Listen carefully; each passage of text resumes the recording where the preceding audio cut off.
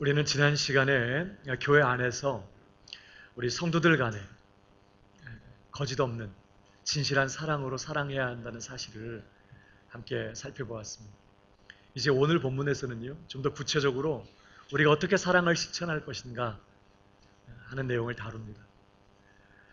오늘 본문이 4절입니다. 4절인데 구조를 보면 이렇게 샌드위치 구조처럼 되어 있어요. 4절을 한번 보실까요? 10절 다시 보세요. 형제를 사랑하여 서로 우애하고 존경하기를 서로 먼저 하며 사랑의 실천에 관한 이야기를 합니다. 그 다음 절 부지런하여 게으르지 말고 열심을 품고 주를 섬기라. 약간 생뚱맞아요. 사랑과는 별 관계 없어 보이는 말씀이 기록되어 있습니다. 그 다음 절 소망 중에 즐거워하며 환난 중에 참으며 기도에 항상 힘쓰며 역시 생뚱맞습니다. 사랑과는 별 관계 없는 것 같아 보여요. 그래놓고 13절 성도들의 쓸 것을 공급하며 손대접하기를 힘쓰라. 다시 사랑의 실천에 관한 이야기를 해요. 그러니까 10절과 맨 마지막 13절이 사랑의 실천에 관한 이야기를 다루고 11절과 12절은 그렇게 하기 위해서 정말 우리에게 필요한 게 무엇인지를 권면하는 내용으로 되어 있어요. 그래서 우선 먼저 10절과 13절에서 우리가 구체적으로 어떻게 사랑할 거냐? 우리가 진실한 사랑해야 되는데 어떻게 그럼 할 거냐 하는 내용을 먼저 우리가 좀 살펴보려고 해요. 3가지로 정리해 볼 수 있는데요. 자, 우리가 어떻게 사랑할 것인가? 첫 번째는 우리 신자들은 서로를 가족의 사랑으로 사랑해야 한다고 말씀합니다. 한번 따라해 볼까요? 가족의 사랑으로 사랑하라. 네. 10절을 보십시오. 형제를 사랑하여 서로 우애하고 그랬습니다. 이 형제를 사랑하여 테필라델피아라는 단어인데요.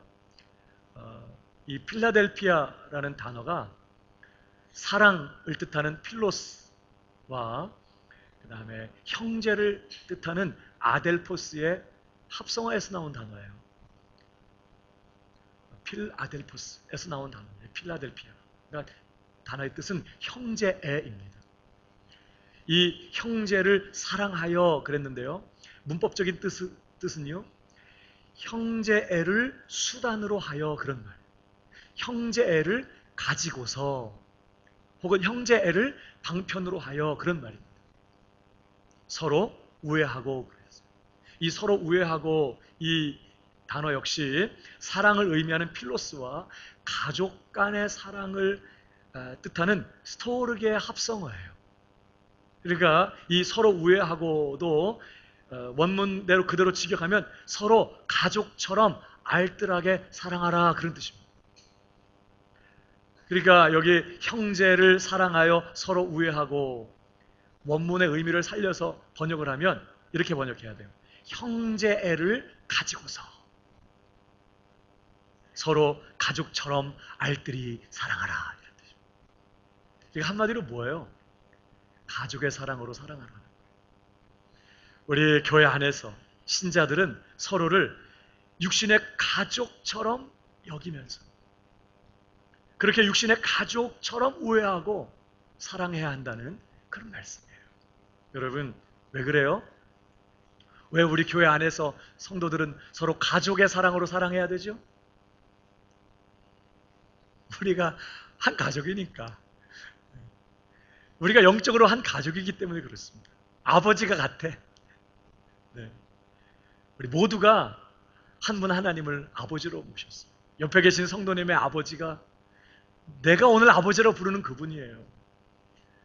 한 분 아버지 안에서 우리 모두가 그분의 자녀들이라고요. 그분의 가족인 거죠.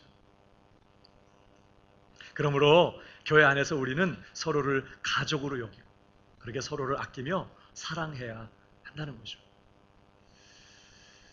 서로 가족이라고 하는데 왜 이렇게 얼굴이 사나워요? 마음에 안 드세요? 이런 가족 싫어 막 이런 거예요. 여러분 가족의 사랑 부모 자식 간에 혹은 형제 간에 사랑 어떤 사랑이에요? 어떤 사랑이죠? 무조건적인 사랑입니다. 대가를 바라지 않는 사랑. 전폭적이고 아낌없는 사랑, 헌신적인 사랑이죠. 여기 자녀들 키우는 부모님들 계시지만 지금까지 먹여주고 입혀주고 뭐 학교 보내고 필요한 거 용돈 주고 다 계산해 놨죠? 얼마나 들었어요? 솔직히 따져보면 무지하게 들었을 겁니다. 근데 하나도 기억 안 해요. 얼마나 들었는지도 몰라. 생각도 안 해봤어. 무조건적이에요. 전폭적인 사람. 뭐 사달라고 하면 좋은 거 사줘. 우리 애는 많이 먹어요. 이런 거 걱정하는 사람 없어요. 많이 먹으면 식량이 음식이 반찬이 축난다 이렇게 걱정하는 게 아니라 아이고 잘 먹네. 물론 좀 걱정되는 애들이 있어요. 너무 안 먹어도 되는데 막 먹어서 그럴 수는 있지만 그런 거 아까워하지 않습니다. 전폭적이고 무조건적이에요. 대가를 바라지 않습니다. 뭐 앞으로 원금에 이자까지 쳐서 받을 거 계산 다 해놓으셨죠? 너 갚아라. 야 일로 와봐. 볼래? 너 태어날 때부터 말이야. 기저귀가 얼마였고 분유값이 얼마였고 유치원 갈 때 뭐 다 적어놨죠. 거기다가 너 지금 20년이다. 이 이자가 얼마인지 아냐? 7%로 하자 7%. 뭐 이래요? 그런 거 없어요. 가족의 사랑은 그런 거예요. 대가를 바라지 않아요. 무조건적, 전폭적이죠. 여러분 가족 안에서는요 서로 끊임없이 용서해요. 계속 용서해요. 부모님들 자식이 뭐 잘못했는지 다 기억해놨어요? 잊어버렸어요. 그저 대견스럽고 그 큰 거 보면 자랑스럽고 어떨 때 못난 모습 보이면 그 내가 잘못한 거 그런 거예요. 여러분 아내, 여러분의 남편 얼마나 용서하셨어요? 그동안. 어떤 때는 정말 어떻게 그럴 수 있나 그래요. 그래도 또 용서해요. 그게 가족이에요. 여러분 가족의 허물, 가족의 잘못한 거, 못난 모습 어디 밖에 나가서 막 흉 보죠? 아우 집사님 이리 와봐. 그러면서 우리 애가 말이야. 그러면서 막 뒤에서 험담하고 막 흉 보고 그렇게 하죠? 안 합니다. 누가 알까봐 무섭지. 다 덮어주고 아무렇지도 않은 것처럼 그렇게 여겨줘요. 사람들 앞에서.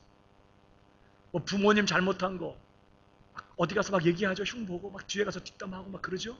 절대 그러지 않습니다. 가족은 끊임없이 용서할 뿐만 아니라 허물 무조건 덮어요. 무조건. 가족이에요.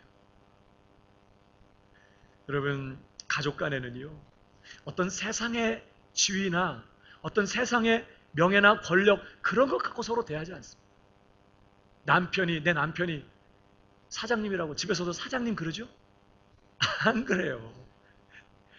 어제도 우리 점심에 교회 수도관 터진 거 공사하러 오셔서 남자들 식구들이 공사하고 같이 식사. 저는 여자 성도님들만 제 옆에 안 오는 줄 알았어. 남자 성도님도 안 와. 빈자리 저 멀리. 그래서 제가 어려운 건지 뭐 싫은 건 아닌 것 같아요. 근데 어려운지 와요 집사님 와요 그랬더니 끝내 안 오시더라고요.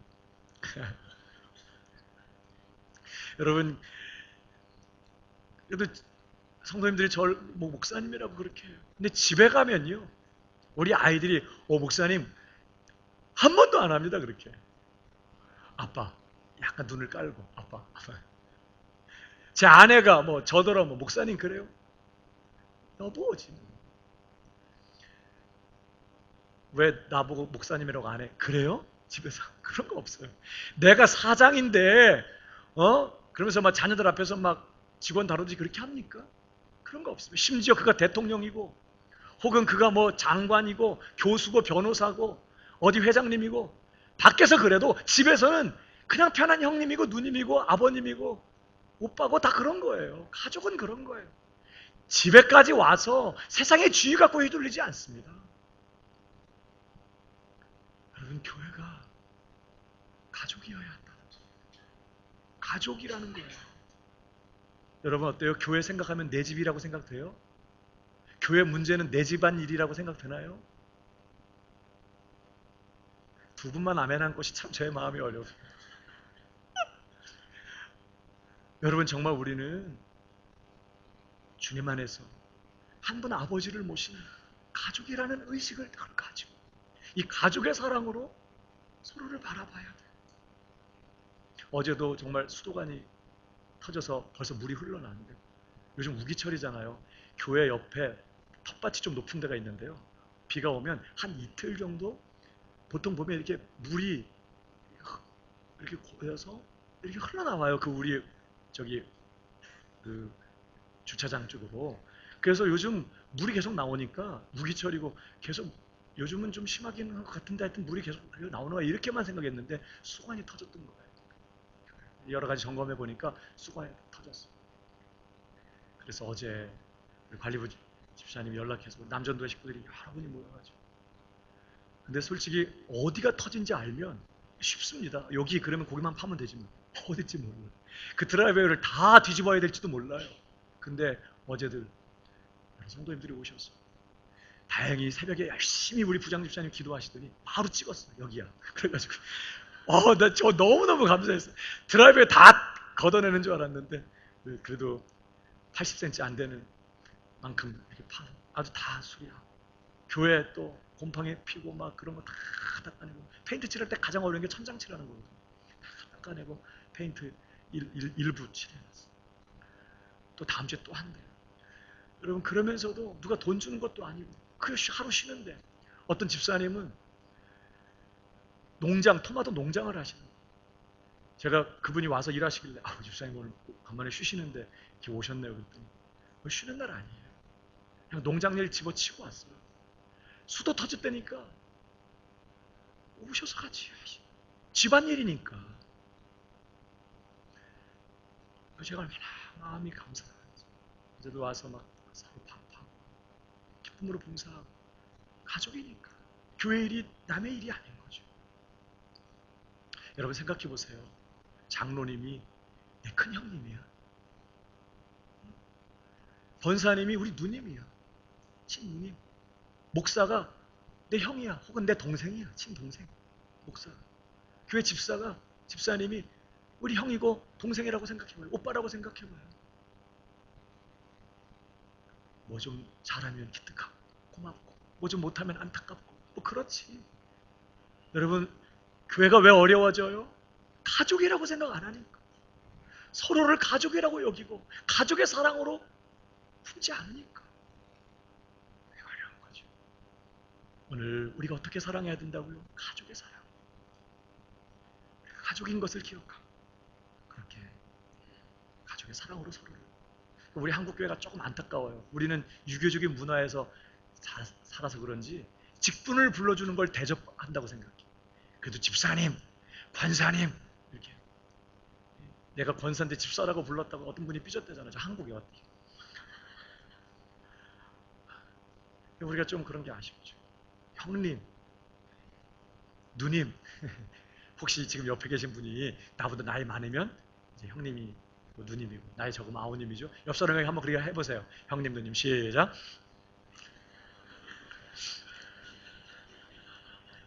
그래도 집사님이에요? 그래도 님자를 붙여서 직분을 불러줘야 좀 대접받는 것 같아요.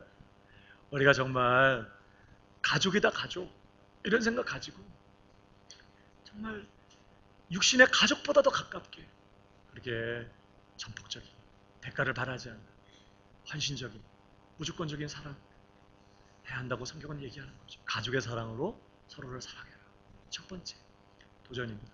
두 번째, 우리가 어떻게 사랑할 거냐. 신자들이 교회 안에서 먼저 사랑해야 한다고 말합니다. 한번 따라 하십시다. 먼저 사랑하라.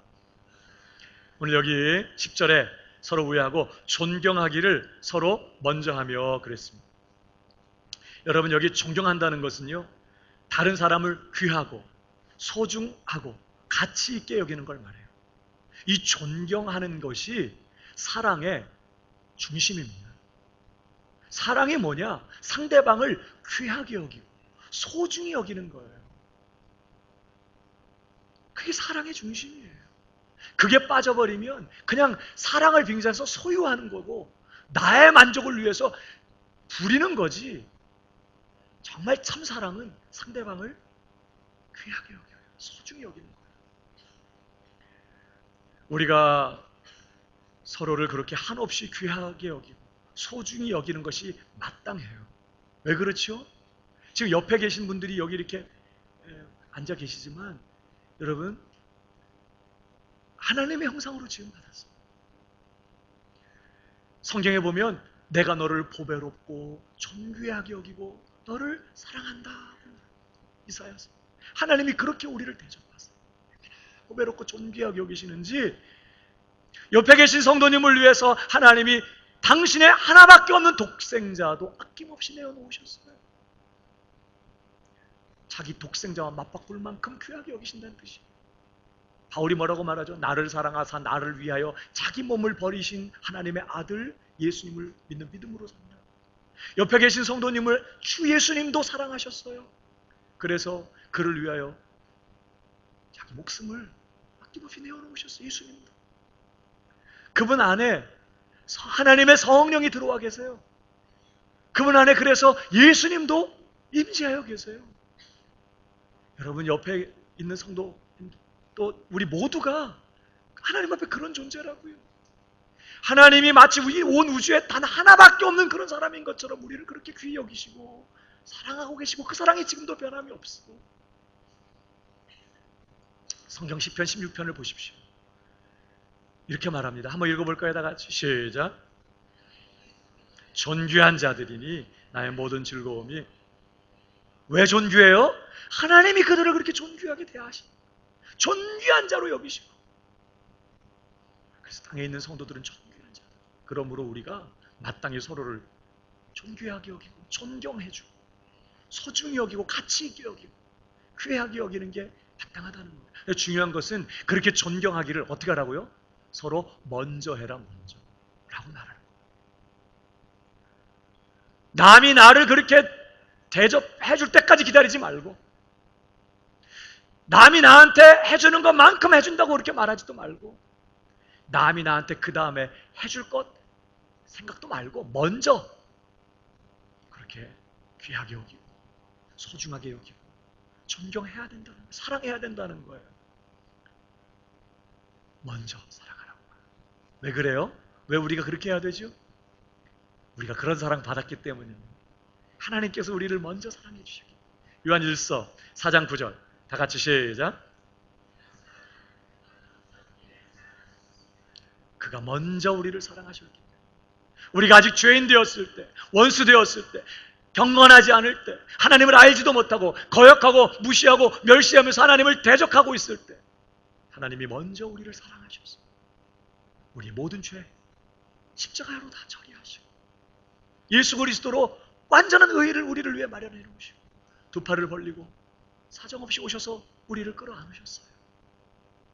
그리고는 그가 얼마나 우리를 사랑하고 계시는지를 우리로 깨달아 알도록 끊임없이 복음으로 우리를 깨우치시고 말씀으로 우리를 격려하시면서 우리가 얼마나 불신앙적이고 믿음이 없는지 아무리 하나님 우리를 사랑한다고 해도 그 사랑을 받아들이질 않아. 나 같은 건 사랑받을 자격과 조건이 안 된다고 스스로 판단하는 거예요. 아무리 하나님이 정말 영원한 사랑으로 그 무지막지한 사랑으로 나를 사랑하신다고 아무리 성경을 통해 얘기해도 잘 믿지를 못해요. 그렇다고 해도 하나님 실망하지 않아요. 여전히 그 변함없는 사랑으로 우리를 부르시고 용서하셨고 또 용서하시고 또 은혜를 베푸시고 또 기도하면 또 응답하시고 하나님 앞에 하나님 다시 그러지 않겠습니다. 또 믿어주시면서 또 기회를 주시고 우리가 하나님을 사랑한 게 아니라 하나님이 먼저 우리 사랑하셨어요. 요한일서 다시 보실까요? 4장 10절 사랑은 여기 있으니 우리가 하나님을 사랑한 것이 아니요 하나님이 우리를 사랑하사 우리 죄를 속하기 위하여 화목제물로 그 아들을 보내셨습니다. 어제도 우리 청소년부 교사들이 모여서 식사한다고 저녁에 교회 애찬홀에서 이렇게 모임 갖고 있을 때 그 권유진 목사님네 아이들이 6이잖아요. 5째가 가윤이, 마지막 6째가 도겸이. 제가 가윤이 보면 맨날 그래요. 가윤아, 도겸이 우리 줘. 가윤이가 도겸이 때문에 사랑을 빼앗겼어. 하나밖에 없는 막내딸로서 모든 사랑 다 받았어. 오빠들의 사랑까지 다 받았어. 도겸이가 태어나는 바람에 찬밥됐어. 그래서 내가 가윤이 보고, 가윤아, 도겸이 우리 집에 보내. 우리 줘. 어제 가윤이 울었어요. 여러분, 형제가 그렇게 많고 내가 배 아파서 내가 낳은 내 아들 아니래도 동생도 그렇게 아깝고 못 주는데 우리 하나님이 우리를 위해서 당신이 하나밖에 없는 아들을 낳으셨다. 언제 우리가 이쁜 짓 할 때? 우리가 그렇게 사랑받을 만한 일을 해서? 아니에요. 하나님 알지도 못할 때 먼저 하나님이 그렇게 우리를 사랑했다. 그게 사랑이었다는 거예요. 우리가 그런 사랑 받았다는 거예요. 그래서 그 다음 절 뭐라고 말하죠? 사랑하는 자들아, 하나님이 이같이 우리를 사랑하셨은즉 우리도 서로 사랑하는 것이 어떻다고요? 마땅하다. 그러니까 먼저 사랑하라는 거예요. 나 사랑해 줄 때까지 기다리지 말고 어떻게 하나 보자 그러지 말고 나한테 잘해주는 만큼 나도 한다 그러지 말고 먼저 와서 내게 손 내밀고 먼저 내게 무릎 꿇으면 내가 해준다 그러지 말고 먼저 손 내밀고 먼저 사과하고 먼저 용서를 구하고 먼저 다가가고 먼저 안부를 물어주고 먼저 인사하고 먼저 사랑해야 된다는 거예요. 이게 우리가 해야 될 하나의 사랑의 내용이에요. 이 먼저 하는 사랑. 저와 여러분의 것이 되기를 주님의 이름으로 축복합니다. 세 번째로요, 우리 어떻게 사랑해야 되느냐? 상대방의 필요에 집중해야 한다고 말씀합니다. 한번 따라 하십시다. 상대방의 필요에 집중하라. 오늘 13절로 가보실까요? 성도들의 쓸 것을 공급하며 손 대접하기를 힘쓰라 그랬습니다. 여기 성도들의 쓸 것을 공급하며 했는데요, 이 쓸 것이라는 단어가 결여되고 그래서 필요로 하는 것들이란 뜻이에요. 없고 부족해서 그래서 필요로 하는 것들, 이 쓸 것을 그 공급하라. 그러니까 직역하면 성도들에게 결여되고 그래서 필요로 하는 것들에 계속해서 관심을 가져라 혹은 같이 겪어라 그런 뜻입니다. 이 말 단어, 이 구절이. 거기다가 손 대접하기를 힘쓰라. 바울 당시에 여행하는 나그네, 잘 곳도 없고 먹을 것도 없고 어디 기댈 데 없는 손님들 자기 집에 영접해서 발 닦아주고 먹을 거 주고 밤 잠자리 제공해주고 그의 필요를 공급하는 거죠. 그렇게 친절히 대접하는 것을 계속해서 추구하라 이런 뜻이거든요. 손 대접하기를 힘쓰라는 말이. 그러니까 이 구절이 한마디로 무슨 말이에요? 서로의 필요에 마음을 쓰라는 거예요. 서로의 필요에 대해서 관심을 가져. 필요한 서로의 필요에 대해서 관심을 갖고 그것을 돌봐야 된다. 거기에 집중해야 된다. 지금 그렇게 말씀합니다. 여러분, 우리는요 연약해서 자꾸 내 필요에 집중하는 경향이 있어요. 그것을 전문 용어로 염려라고 하는 겁니다. 염려가 뭐냐? 내 필요에 자꾸 집중해. 이게 있는데, 이 문제가 있는데, 이런 필요가 있는데 이거 어떻게 해결하지? 이거 어떻게 채우지? 이거 어떻게 하지? 내 필요에 집중하는 걸 염려라고 해요. 성경은 그것을 불신앙의 죄라고 말합니다. 우리는 이 무서운 자기중심성, 이 불신앙에 대해서 싸워야 돼요. 여러분, 내 필요에 집중하지 마요. 다시 말하면 염려하지 마요. 우리의 필요를 돌보는 분이 따로 계셔. 누구예요? 하나님 아버지. 예수님이 그러잖아요. 염려하지 마라. 이 말은 너의 필요에 대해서 네 필요에 집중하지 말라. 왜? 너의 필요를 생각하고 내 필요를 아시고 필요를 돌보시는 분이 따로 있어. 눈을 들어봐라. 공중나는 새 봐. 길바닥에 들판에 꽃들 핀 풀들 봐. 하나님 너희 아버지가 다 먹이고 입히지 않니? 하물며 너희를 안 입히겠니? 너희를 공급하지 않겠니? 그러니 염려하지 마라. 그러니까 우리의 필요는 전능하신 하나님 우리 아버지, 그 선하신 분이 그분의 자존심을 걸고 채워주실 거 믿고 우리가 할 일은 뭐라고요? 다른 사람의 필요에 관심을 가지라. 왜? 아브라함 부르실 때 내가 네게 복을 주리니 너로 인하여 땅의 모든 족속이 복을 받으리라 그랬어요. 하나님의 방식이 뭐냐? 자기 자녀들을 축복하셔서 그 복을 다른 사람에게 흘려보내서 그를 복되게 하는 게 하나님 방식이니까 부족한 부분을 하나님이 나를 통해 채우시겠다는 거예요. 그게 복의 근원이에요. 그러니까 항상 돈이 더 들어왔다. 그러면 내가 쓸 최소한의 것 쓰고 남은 거는 하나님 이거 어디로 가야 되는 거죠? 이렇게 물어야 되는 게 맞거든요. 하나님 왜 이번 달에 이렇게 더 온 거죠? 왜 이렇게 꽁돈이 생긴 거죠? 그러니까 항상 우리가 사람을 만나든지 혹은 목장 모임을 하든지 기도 제목을 나눌 때 그저 내 마음에 있는 거, 내가 생각한 거, 그저 내가 원하는 그런 얘기들만 하지 말고 그런 말도 하지만 귀를 기울여 잘 들어야 합니다. 상대방이 뭘 바라고 있나? 뭘 희망하고 있나? 뭘 기뻐하고 있나? 무엇 때문에 근심하고 염려하고 있나? 뭘 두려워하고 있나? 마음을 열고 그것을 들으려고 해야 돼요. 특별히 뭐가 부족한가? 뭐가 결여되어 있나? 그래서 부족한 모습을 세상 사람들은 판단하고 비방하고 정죄하고 못났다고 말하고 하지만 우리는 그 부족한 면을 하나님이 날 통해 채우기를 원하시는 거구나. 그래서 그의 필요가 뭔지를 살펴야 된다는 거예요.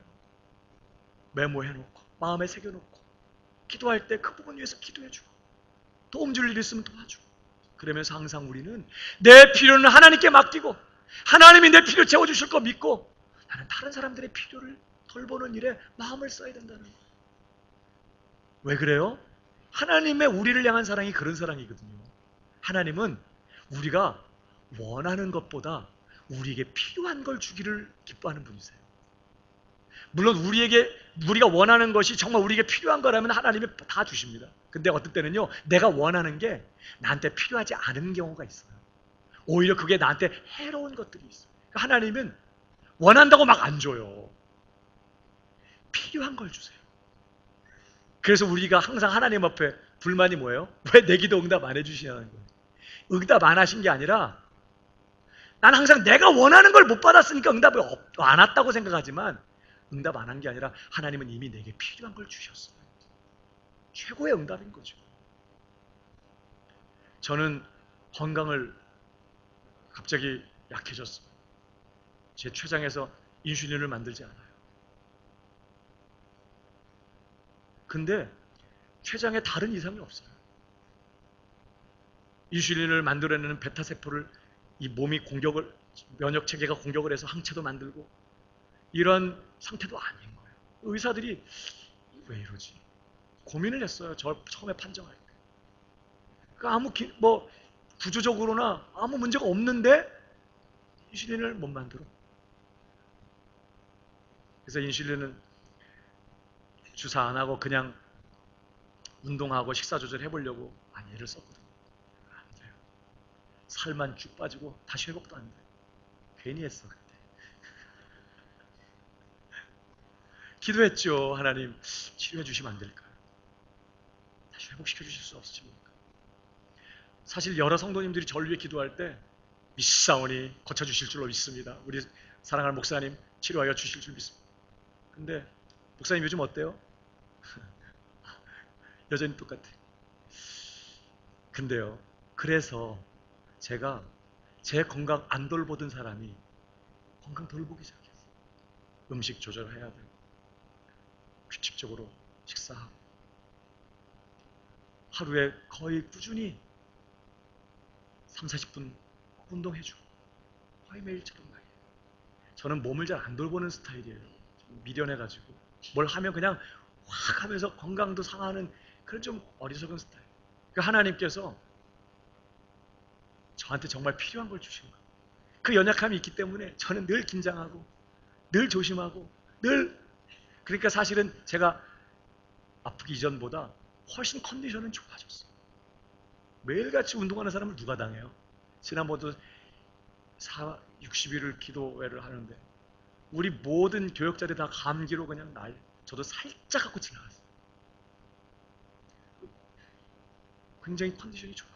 좀 피곤하고 어떤 때는 체력적으로 좀 도태될 때도 있지만 그러니까 하나님은 제가 원하는 걸 주시는 게 아니라 필요한 걸 주시는 거예요. 하나님 그래요. 너의 필요가 뭐냐? 이거 보시고 우리가 기도할 때 그걸 주세요. 그러니까 사실 우리도 그런 하나님의 사랑 닮아서 우리가 서로를 바라볼 때도 저 사람이 지금 뭐가 필요하지? 무슨 기도가 필요하지?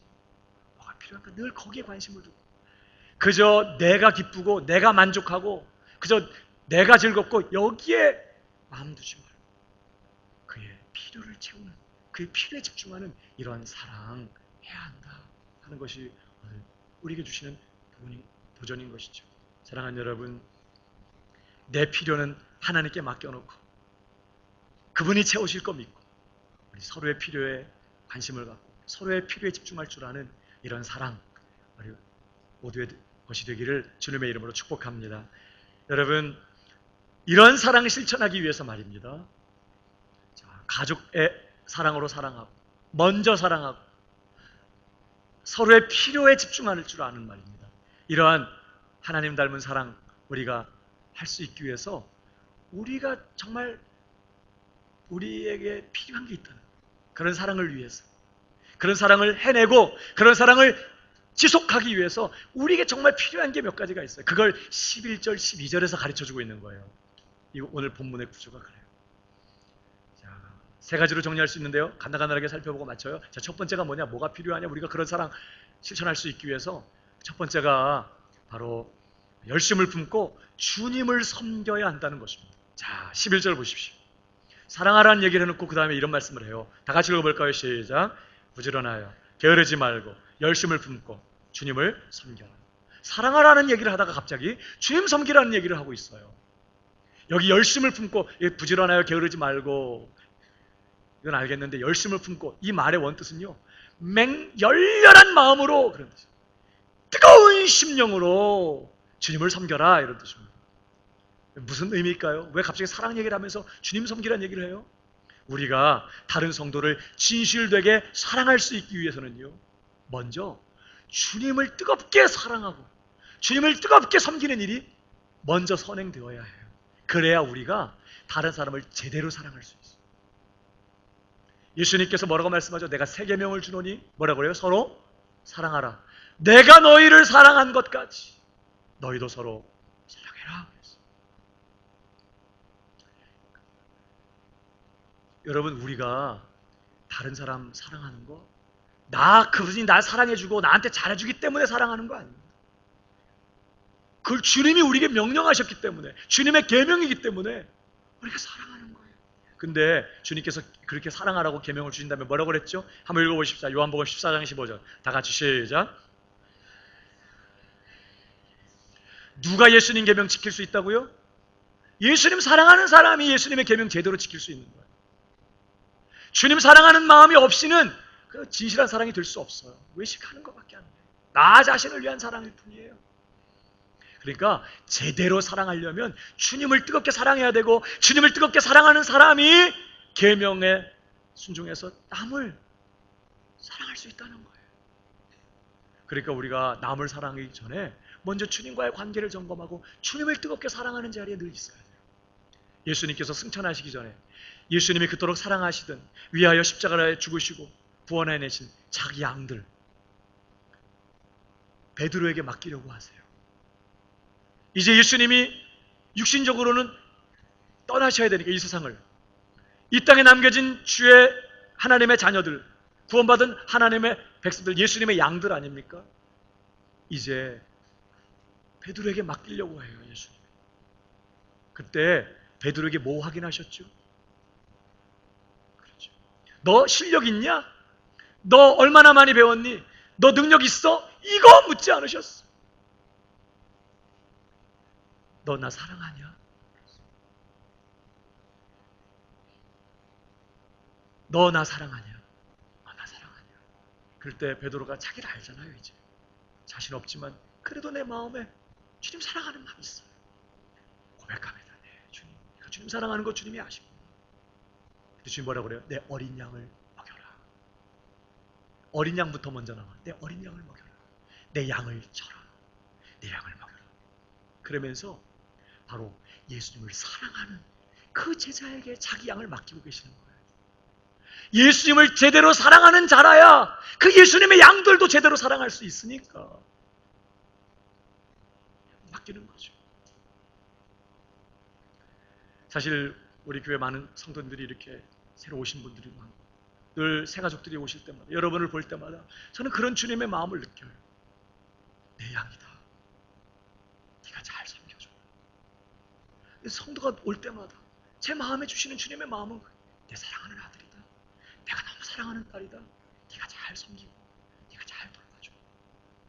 사실 제가 이민 목회 경험이 있어요. 뭐 와가지고 뭐 목회하는데 맨날 소리만 고래고래 지르고 사람들 시끄러워 죽는다고 그러고, 어쩌다가 이 교회는 어떤 교회인가 왔다가 놀래가지고 도망가.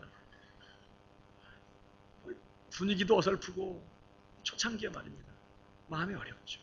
성도들 섬기는 게 더고 6개월 하고 났더니 설교거리가 없는 거예요. 뭘 설교해야 될지. 그러면서 또 이민 생활하면서 얼마나 힘들어요. 무표정한 표정을 이렇게 쳐다보는데 얼마나 무서운지 아세요? 마음이 보댔기고 하나님 앞에 엎드려서 끙끙거리면서 기도할 때 하나님 그런 마음 주셨어. 야, 이민 생활하면서 힘들고 상처받고 어디 갈 곳 없고 의지할 곳 없는 내 양들, 교회 지도자들한테 상처받고 시험 들고, 그래서 마음에 깊은 상처가 있는 내 양들, 누군가가 내 마음 가지고 돌봐주고 사랑해줄 그런 목사가 필요해서 내가 너 보낸 거예요. 그런 마음이 붙였어. 그 다음부터는 제가 하나님 앞에, 하나님 나 힘들어요. 왜 여기 와서 내가 이러고 있는 거예요? 요즘은 제가 너무 죄송해요. 너무 많이 오셨어. 그 제가 감당을 못해요. 어떤 때는 성도님 자녀의 이름이 생각이 안 나요. 성도들이 많아. 늘 주님한테도 죄송하고 잘 못 섬겨드리는 것 같아서 성도들한테도 죄송해요. 주님이 얼마나 여러분들을 사랑하시는지 몰라요. 잘 섬기라고, 잘 먹이라고, 잘 돌보라고 하나님이 저에게 맡겨주신 제 양들이에요, 여러분이. 근데 오늘 주님은요, 목사의 실력을 보는 게 아니더라. 목사에게 뭐 능력 있는 거냐 이런 거 보는 거 아니더라. 그건 다 주님이 하실 거예요. 하나만 모아. 너 나 사랑하냐? 주님을 사랑하는 사람이 그분의 양도 사랑해요. 주님을 사랑하는 사람이 옆에 있는 주님의 양인 성도도 사랑하는 거예요. 사랑하는 여러분, 인간적인 생각으로 사랑하려고 하지 말고 주님을 뜨겁게 사랑하게 되기를 축복합니다. 주님을 사랑하고 주님을 섬기는 자가 되어야 돼요. 여기 요한복음 이런 말씀이 있어요. 요한복음 12장 26절에 사람이 나를 섬기려면 나를 따르라. 그러니까 여러분, 형식적인 종교 생활을 하려고 하지 말고 그저 교인 되지 말고 주님을 따라가는 사람이 돼야 돼요. 마음을 주님께 드리고 주님의 마음을 구하고 내 마음이 주님과 연결되어서 늘 주님과 교통하면서 매일 주님을 따라가는, 주님을 섬기는, 주님을 사랑하는 그런 사람이 돼야 그분의 사랑하는 사람이 보여요. 그분의 마음, 그 사랑하는 주님 향한 그 마음 가지고 비로소 형제들을, 성도들을 섬기고 사랑할 수 있어요. 그러므로 우리가 주님을 뜨겁게 사랑하는 그런 성도 되기를 소원하면서 하나님 앞에 부탁해 될 줄로 믿습니다. 두 번째, 어떻게 우리가 해야 우리가 서로 사랑할 수 있느냐, 사랑을 실천하기 위해서 우리에게 필요한 게 뭐냐. 두 번째는요, 소망을 품고 인내해야 한다고 말합니다. 한번 따라 하십시다. 소망을 품고 인내하라. 12절을 보실까요? 소망 중에 즐거워하며 환난 중에 참으며 그랬습니다. 이건 그리스도인들의 가장 중요한 덕목 중에 하나예요. 소망 중에 즐거워하며 환난 중에 참으며. 여러분, 여기 소망 중에 즐거워한다 이 말이요, 소망을 사용하여서 계속해서 즐거워하며 그런 뜻인데, 우리 모든 성도들은 주님 안에서 허락된 소망이 있어. 무슨 소망이죠? 우리 장차 영화롭게 될 소망, 우리가 주님과 같이 영광스럽게 변화될 소망, 주님의 내 삶에 허락하신 이 모든 것들이 합력하여 남김없이 다 선을 이루게 될 소망, 우리의 구원이 완성되고 우리가 영광스럽게 주님 앞에 나타나서 새하늘과 새 땅에 거하며 영원토록 하나님을 섬기게 될 그 천국의 소망, 우리에게 있는 거예요. 그 소망 붙잡고 장차 나타날 영광 바라보면서 지금의 환난과 고난 가운데서 기뻐하고 즐거워하는 것이 성도의 삶이라는 거죠. 그래서 너희가 여러 가지 시험을 만나가든 온전히 기쁘게 여기라. 이는 너희 믿음의 시련이 인내를 만들어내는 줄 알미라. 이는 인내를 온전히 이루라. 이는 너희를 온전하고 후비하여 조금도 부족함이 없게 하려. 이 환난, 이 어려움, 이 고난, 합력하여 선을 이루고 하나님의 뜻하신 목적을 이루고 나를 영광스러운 자리로 이끌어가실 그 하나님을 바라보면서 그 소망을 붙잡고 오늘을 기뻐하고 즐거워하는 사람이 되어야 된다는 게 이 성도들을 향한 도전인데요. 근데 이 말씀이 오늘은 서로를 사랑하라는 문맥에서 나오고 있어요. 이거 어떻게 적용해야 되죠? 우리가 성도의 관계 속에서도 소망 중에 즐거워해야 한다는 거예요. 무슨 말일까요? 우리가 서로를 바라볼 때 지금의 현재의 모습이요, 지금의 연약한 모습, 지금의 실수하는 모습, 마치 집을 짓는데 공사 중이야. 아직 건축 중에 있는 집 얼마나 어설퍼요. 막 여기저기 아직도 미비한 부분이 많고, 이게 아직도 비가 새고 아직도 사람 들어가 살 수 없어요. 흉해요. 그런 모습이에요. 서로를 볼 때. 그런 모습 보지 말고, 나비 되기 전에 애벌레가 그냥 끔지락끔지락거리면서 어디 이파리 뜯어먹는 그런 모습 같은 지금의 모습 보지 말고, 연못에서 하고 있는 미운 오리새끼 같은 그런 지금의 모습만 보지 말고 소망 중에 즐거워하는 거예요. 무슨 말이에요? 지금의 모습이 아닌 장차 나타날 영광. 지금은 이렇게 연약한 모습이지만 장차 눈이 부시도록 아름다운 그리스도의 신부로 드러나게 될 그 영광스러운 모습을 서로 믿음의 눈으로 바라봐주면서 서로 그것을 기대해주고 기뻐해주고 즐거워해야 된다는 거예요. 지금은 어때요? 공사 중이에요. 옆 사람 얘기해 주세요. 제가 지금은 공사 중이에요. 네. 부족한 게 많아요. 비도 새고 볼품이 없어요. 흉가도 그런 흉가가 없어. 공사 중에 있는, 건축 중에 있는 집은요. 우리 사실 지금이 그런 모습이에요. 그런 모습 보면서 판단하고 정죄하지 말고 소망 중에 즐거워하란 말은 서로 그런 소망을 기억하고, 그런 소망이 있음을 기억하고, 장차 아름다운 나비의 모습으로 창공을 날아가게 될 것을 기대하면서 지금 애벌레 같은 그런 모습을 바라봐 주는 거죠. 백조처럼 창공을 훨훨 날아갈 모습을 보면서 못난 짓 하는 오리 같은 모습을 바라봐 주는, 그러니까 소망 중에 즐거워하란 말이 그렇게 지금의 모습으로 판단하지 말고 서로 장차 나타날 영광을 기대해주고 바라보고 기억하면서 기뻐해주고 그를 즐거워해주고, 그런 게 필요하다는 거예요. 그게 소망을 품으라는 거예요. 거기다가 뭐라고 말합니까? 환난 중에 참으며 그랬어요. 이 환난 중에 참으며, 이 말이요, 환난 중에 도망하지 말고 계속해서 머물러 있으라, 그런 뜻입니다. 참으란 말이 도망하지 말고 거기에 계속 머물러 있어라. 이 환난이라고 되어 있는 단어가요, 아주 무서운 억압으로 인하여 부서지는 것 같은 고난이란 뜻이에요. 맷돌 아래서 완전히 콩이 막 으깨지는 것 같은, 감당할 수 없는, 완전히 내 전 존재가 부서져 버리는 그런 고난을 의미해요, 이 단어가. 근데 그 환난 아래에서 도망하지 말고 견디며 거기 머물러 있으라는 거예요. 이 환난을 통해서 이 무서운 내 삶 전체를 무너뜨려 버리는, 정말 이 엄청난 이 환난과 고난을 통해서 내 삶에 행하실 하나님의 일들을 기대하면서 말입니다. 도망하지 말고, 그거 없애달라고 하지 말고 은혜를 구하면서 잘 견디고 거기서 잘 참아라, 이런 뜻이거든요. 우리가 성도들이 환난 중에 해야 될 태도예요. 또 참는 거죠. 근데 지금 이 말씀이 일반적인 그냥 권면이 아니라 형제 사랑, 성도 사랑하라는 얘기 속에 나온 얘기야, 이 말. 그러니까 어떻게 적용해 봐야 되죠? 이 진리가 성도를 서로 대하는 데에도 적용돼야 된다는 거예요. 여러분, 우리가 인생에 당하는 제일 큰 환난 중에 하나가 사람 잘못 만나는 거예요. 사람 때문에 상처받는 거, 사람 때문에 어려움 당하는 거, 사람에게 실망하는 거, 그 뭘로도 보상 안 되는 큰 상처를 받을 때가 있어요. 그 사람의 연약함, 그 사람의 못남, 그 사람의 어떠함이 그냥 내 인생을 얼마나 짓누르고 힘들게 하는 경우, 사람이 제일 무서워요. 어떤 분은 그런 얘기합니다. 그래서 정말 사람 만난 것이 내게 환난이고, 사람에게서, 그 사람에게서 도망하고 싶을 때가 있어요. 이 환난적 상황에서 뭐 하라고요?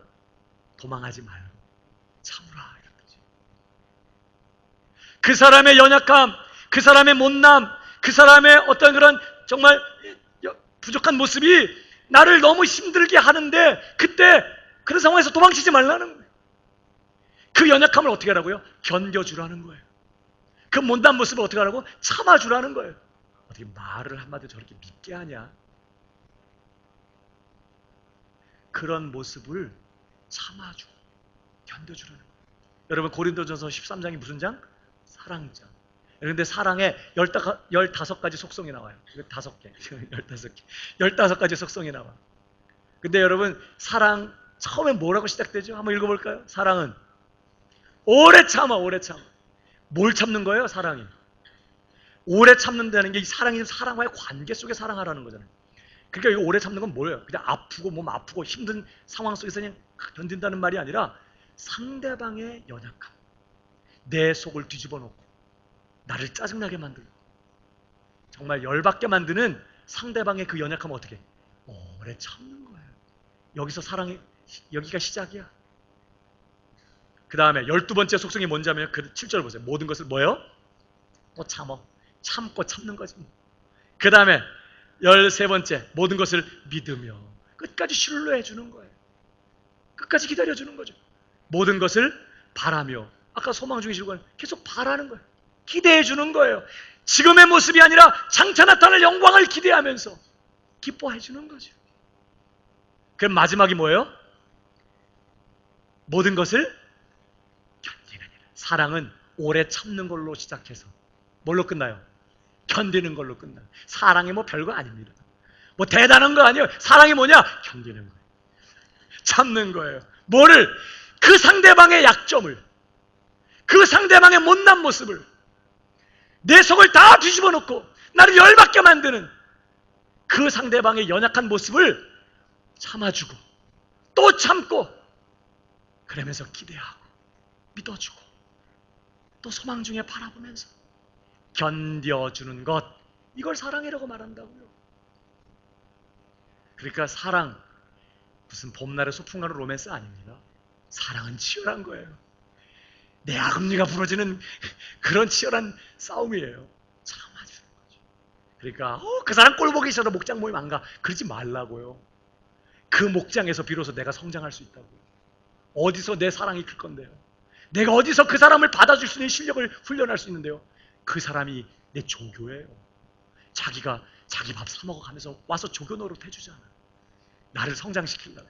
하나님 앞에 감사하면서 그를 품어내는 싸움, 그를 참고 견뎌주고 기다려주고 또 견뎌주고 참아주는 그 일을 해줘야 된다. 그러니까 우리가 사랑하기 위해서 나 안에 짜증나 실망이야 정말. 내가 너한테 한 게 얼만데 나한테 그러냐. 그러지 말고 또 참고 끝까지 인내하는 이 소망을 품고 인내하는 자세가 우리가 사랑하기 위해서 필요한 자세다 하는 말씀합니다.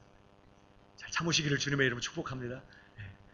마지막 3번째, 우리가 주님이 원하는 사랑하기 위해서 또 한 가지 필요한 게 있어요. 바로 항상 기도에 힘쓰는 것이에요. 자, 12절 보세요. 소망 중에 즐거워하며 환난 중에 참으며 그 다음에 기도에 항상 힘쓰며. 왜 사랑하라는 대목에서 기도에 힘쓰라고 말할까요?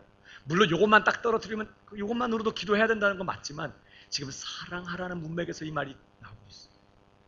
그러니까 우리가 결심한다고 될 일이 아니에요. 설교 들으면서 맞아 그래야지 그런다고 사랑되는 거 아닙니다. 저도 여러분 앞에 막 열심히 설교했다고 사랑할 수 있을까요? 제 안에 그런 실력 없어요. 그래서 우리가 엎드려야 되는 거예요. 말이 동안 엎드려. 하나님 앞에 은혜를 구하고. 여러분 무슨 능력 구할 건데요? 하나님 내게 능력 주세요. 그게 무슨 능력이에요? 사랑하는 능력이에요. 기다려주고 참아주고 소망을 품고 인내하면서 가족의 사랑으로 사랑하고 먼저 사랑하고 그의 필요를 돌보는 그런 헌신적인 사랑을 할 수 있는 능력을 말하는 거죠. 그걸 위해서 우리는 엎드려야 돼요. 여러분 특별히 성경에서는 사랑을 성령의 열매라고 말해요. 성령의 열매. 그러니까 이건 뭐예요? 내 안에 계신 성령의 능력으로만 가능하다는 뜻이에요. 예수님이 뭐라고 말했죠? 너희가 악한 자라도 구하는 자에게 좋은 것을 줄 줄 알거든. 하물며 하늘에 계신 너희 아버지께서 구하는 자에게 성령을 주시지 않겠느냐? 우리가 성령 충만해서 성령의 능력으로 오직 사랑만 하며 사는 진실된 사랑할 수 있으려면요, 우리는 엎드려야 돼요. 구해야 되는 거죠. 그래서 항상 기도에 힘써라 이렇게 말합니다. 여러분, 요즘 로마서 말씀 쉬워요, 어려워요? 요즘 옛날에 1장부터 12장까지 그 몇 년 동안 했을 때 어땠어요? 그때보다 지금 말씀이 쉬워요, 어려워요?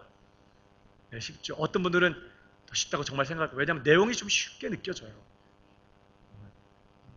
근데 솔직히요, 12장부터 이어지는 15장까지의 내용이 훨씬 어려워요. 자, 로마서 1장부터 11장까지는 교리를 다뤘어, 교리. 교리가 뭐냐? 내가 뭘 믿어야 되느냐, 우리가 뭘 믿어야 되느냐를 다뤘어요. 이 교리는 하나님이 우리를 위해서 행하신 일이 무엇인지를 설명하는 내용이에요. 그러니까 우리더러 뭘 하라는 내용이 아니에요. 여기는 하나님이 어떻게 우리를 사랑하셨고, 어떻게 아들을 보내셔서 어떻게 우리의 죄값을 치르게 하시고, 어떤 방식으로 우리를 그에게 연합시켜 우리를 완전히 구원해내셨고 또 구원해 이렇게 하실 것인가, 하나님이 우리를 위하여 행하신 일이 뭔가, 이것이 내용이에요. 그래서 그건 우리가 뭐 하면 돼요? 깨닫고 믿으면 되는 거. 아, 그렇구나. 하나님이 그런 거 하신 거구나. 예수님이 그러신 분이었구나. 그런 원리로 우리가 구원받은 거구나. 이해하고 믿으면 돼요. 거기 끄떡끄떡거리면서 아멘하고 믿으면 돼. 교리는 그런 거예요. 그러나 여러분, 12장부터는 이제 그런 은혜 받았으니 이제 우리가 하나님 앞에서 어떻게 살아가야 되는지에 대해서 말해요. 윤리를 다뤄요. 윤리는 하나님이 우리에게 하신 일이 아니라 우리가 하나님을 위해서 해야 될 일이에요. 삶으로 내 손과 발을 움직여서 해야 될 얘기라고. 그러니까 이 윤리의 문제를 다루는 이 12장부터는 그냥 아, 그렇구나, 믿습니다, 이렇게 해갖고는 안 되는 내용이에요. 그걸 살아내야 되거든요. 근데 어떤 성도들은 표정은 너무 부담이 없어. 이 심각한 얘기를 듣는데 너무 부담이 없어. 여러분 기억하세요. 주신 말씀 따라서 이제 우리가 하나님 앞에 믿음으로 살기 위해서, 믿음으로 반응하고 그 말씀 따라 순종하기 위해서 우리에게 그럴 능력이 없으니까 엎드리고 또 엎드려서 기도하고 은혜를 구하고 능력을 구하고, 그래서 그 말씀대로 살기 위하여 정말 열정을 가지고 달려가는 그런 우리의 삶이 되어야 된다는 거예요. 사랑하는 여러분, 자, 우리가 어떻게 사랑할 건가? 세 가지를 얘기했습니다. 어떻게 사랑해야 되죠? 가족의 사랑으로 사랑해라. 가족. 우리가 서로 가족인 거 인식하고. 두 번째는요, 먼저 사랑해라. 먼저. 기다리지 말고 먼저. 세 번째는 필요에 집중해. 서로의 필요한 게 뭔가에 집중. 부족한 부분이 보일 때 그거 판단하지 말고, 그거 못났다고 손가락질하지 말고, 왜 내게 그걸 보여주셔 나로 알게 하는지 기억하고 필요를 돌보는 일에 집중. 그런 사랑해야 된다는 거죠. 그걸 위해서 우리에게 세 가지가 필요해요. 첫 번째는 주님을 사랑해, 주님을 섬겨야 돼. 두 번째는 소망 중에 인내가 필요해. 참아야 돼. 잘 끝까지. 시작부터 끝까지 사랑은 참는 거니까. 세 번째는 기도해서 능력 받아야 되는 거죠. 그런 은혜가 우리 모두에게 있기를 주님의 이름으로 축복합니다.